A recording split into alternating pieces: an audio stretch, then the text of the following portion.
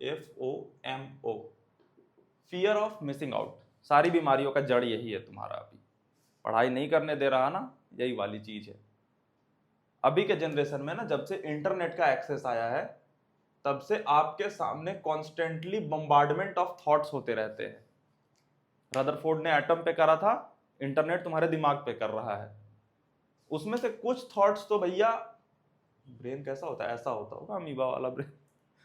कुछ थॉट्स तुम्हारे दिमाग में चिपक जाते हैं, कुछ बाहर निकल जाते हैं। बाहर निकल गए, थैंक गॉड, टिका ही नहीं। लेकिन मैक्सिमम थॉट दिमाग पे टकराते हैं, एटम पे। वो टकराते हैं, वो तुम्हारे दिमाग में भैया गोल्ड फॉइल की तरह एक लाइटिंग इफेक्ट जनरेट करते हैं। यानी कि वो तुम्हारे दिमाग में टिक जाते हैं और एक थॉट जनरेट कर देते हैं। और थॉट क्या होता है? जिस चीज का बम्बार्डमेंट हुआ उसका रिएक्शन। मान लो हम फोन से रील देख रहे हैं,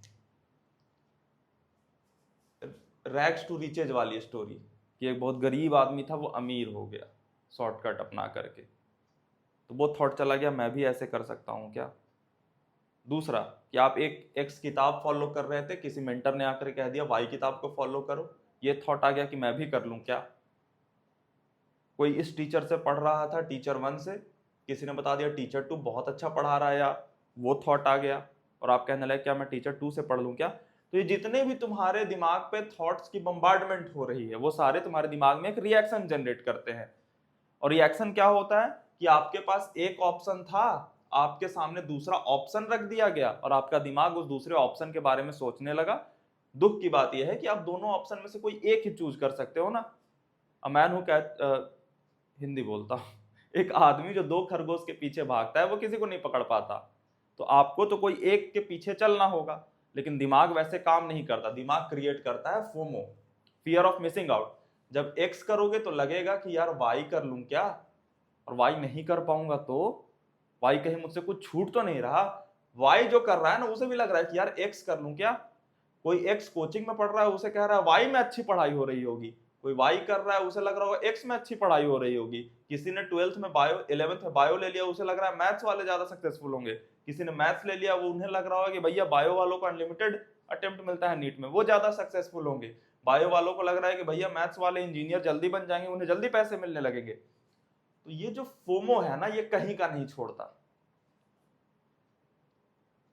और इससे डील करना बहुत इंपॉर्टेंट है। मैं हमेशा क्या कहता हूं कि किसी ने अगर एक रिसोर्स को पकड़ लिया बंदे ने, ठीक है, एवरेज रिसोर्स है, लेकिन ये इसे पूरी तरह से फॉलो कर रहा है। और एक बंदा जिसे लग रहा है कि यार ये तो एवरेज है ना, इसे मैं क्यों करूं, मैं बेटर ढूंढूंगा, और वो बेटर ढूंढ रहा है।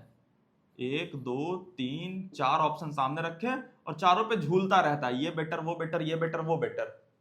ये वाला ज्यादा आगे निकल जाएगा इनसे, इस वाले बच्चे से।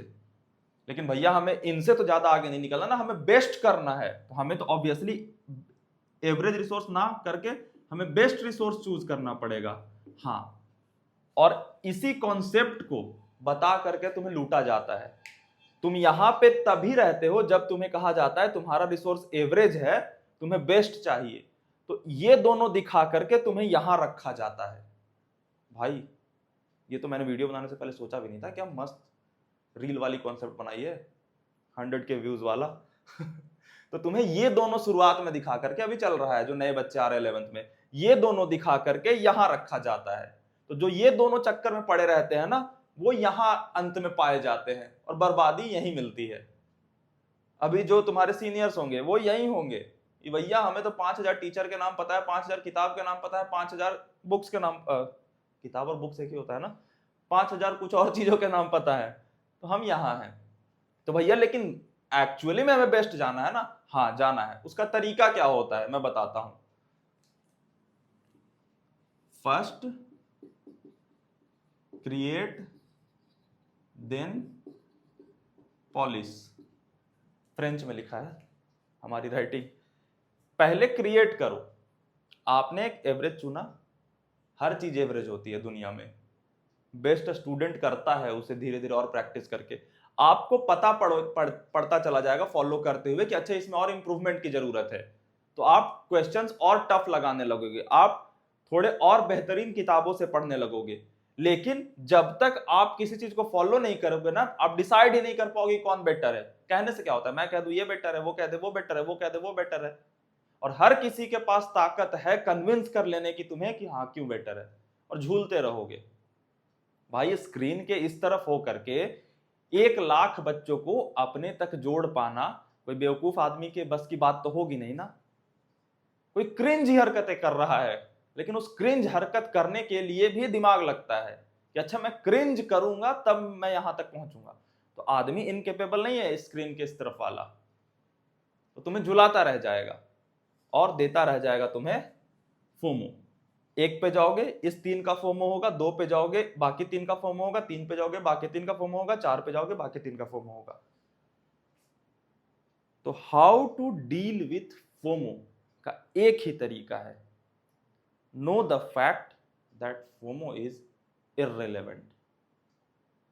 तुम जब 1 पे जाओगे और तुम्हारा दिमाग तुम्हारे सामने फोमो फेंकेगा, ये वाला सिनेरियो याद रहेगा तुम्हें कि मैं यहां तो नहीं हूं ना, और अगर फोमो में फंसा रहा तो यहां रह जाऊंगा। मैं 1 को फॉलो करूंगा और उसमें जब मैं थोड़े दूर पे जाऊंगा मुझे पता पड़ेगा कि अच्छा थोड़ा और इंप्रूव करना है, तो मैं और इंप्रूव कर लूंगा। याद रखना आईआईटी का एग्जाम सीढ़ी की तरह होता है, यहां होना तभी ये वाला स्टेप दिखेगा, उसके बाद ये दिखेगा, उसके बाद ये दिखेगा। बट इमेजिनेशन क्या कहता है कि भैया मैं यहां रहूंगा तभी तो आईआईटी में बेस्ट करूंगा। हाँ, यही वाला सिनेरियो बता के तो ये वाला करा जाता है ना तुम्हें। यहां कब पहुंचोगे, जब यहां पहुंचोगे, यहां कब पहुंचोगे, जब यहां पहुंचोगे, यहां कब पहुंचोगे, जब यहां पहुंचोगे। लेकिन कितनी भी जान लगा दो, बच्चे को ये कन्विंस करना बहुत मुश्किल हो जाता है, क्योंकि उसे शुरुआत में ही ये दिखाया जाता है।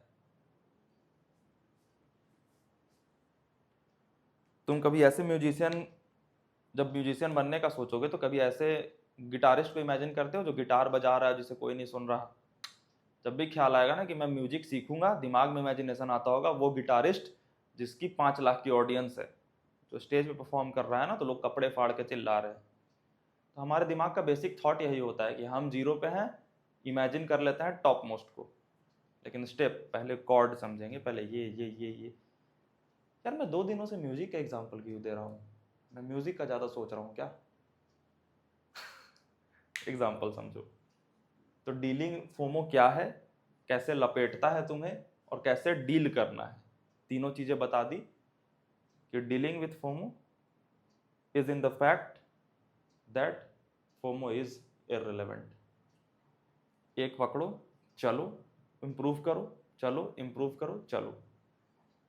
नहीं तो भैया 360R पे भी डाउट उठ जाएगा तुम्हारे मन में, जो कि बेस्ट मेथड है आईआईटी क्रैक करने का, कि 3 में कुछ होता है, हम 4 करेंगे। 4 करोगे नहीं, बट इस पे डाउट उठ जाएगा। 60 सवाल तो कहते हो, लेकिन कोई बच्चा अगर इजी सवाल कर रहा है तो 60 का क्या मतलब, तो 60 भी रिलेवेंट है। तो तू ऐसा भी तो सोच सकता था कि 60 कोई टफ कर रहा है।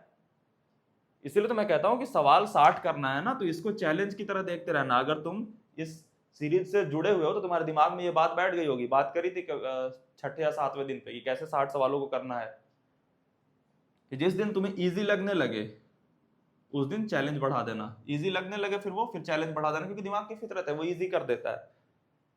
रिवीजन, भैया सिलेबस पूरा है, रिवीजन करें हम अभी से।